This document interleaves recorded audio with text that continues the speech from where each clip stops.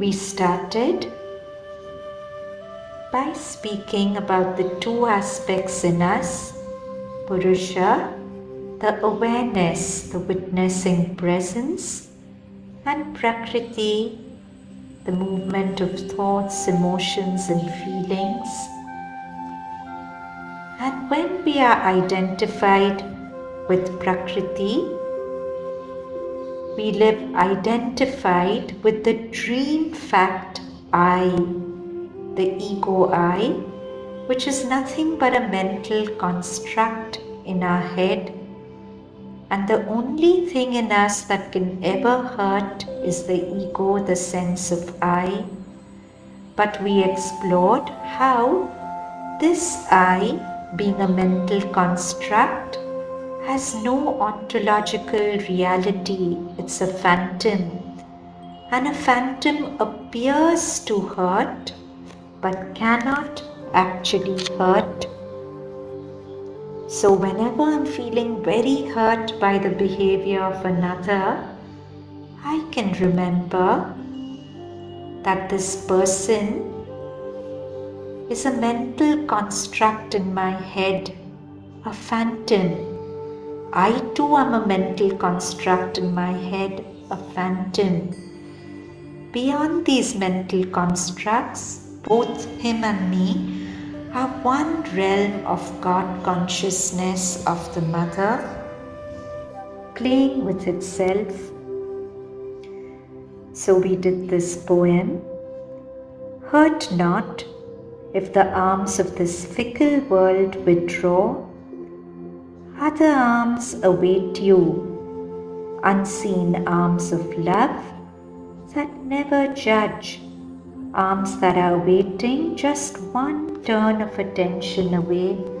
So when we are hurting, if we turn our attention away from the hurt to the substrate peace behind the hurt or the mother's presence, we find those other arms that are always awaiting us. So, the key to our freedom is to find in our living experience this thing in us which exists beyond thought. When we are caught in the whirl of thoughts, we think we are only the thoughts. But to look for that substrate peace, that awareness that we truly are beyond and behind thoughts. In terms of bhakti, there's a beautiful Hindi song which the devotee is telling Lord Krishna, Zara samne to aja chaliye, O one who cheats me, come before me. Chup chup ke chalne mein kya baat hai? What is the point in deceiving me from behind your veil? Tu chup na sakega Paramatma, you won't be able to hide from me. मेरी आत्मा की ये आवाज़ है. This is the aspiration, the call of my soul. You will have to drop your veil and be seen by me.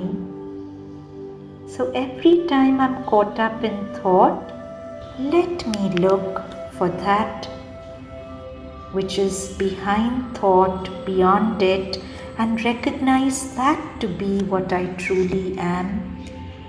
As Nisargadatta Maharaj says, it has nothing to do with effort. Just turn away. Look between the thoughts rather than at the thoughts.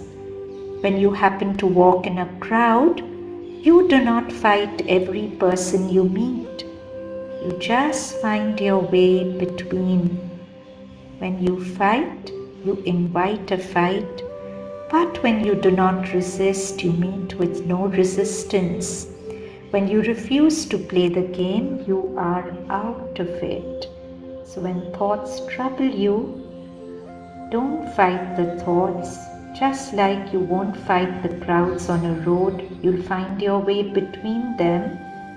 Find what's between thoughts, beyond thoughts, and identify yourself with that.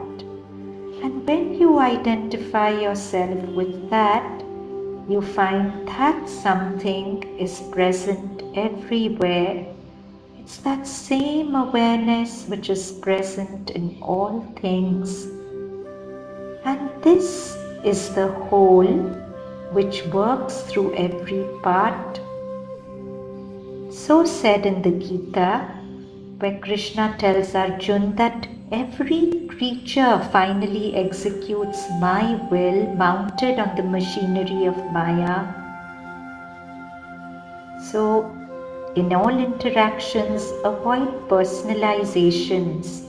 Avoid thinking this is this person's bad will or goodwill towards me, because from behind the veil, it's that one who is determining how every person interacts with every other person.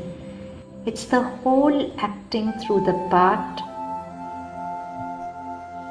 And when we remember this, we learn to play with the whole with a smile rather than hurting and resisting the part.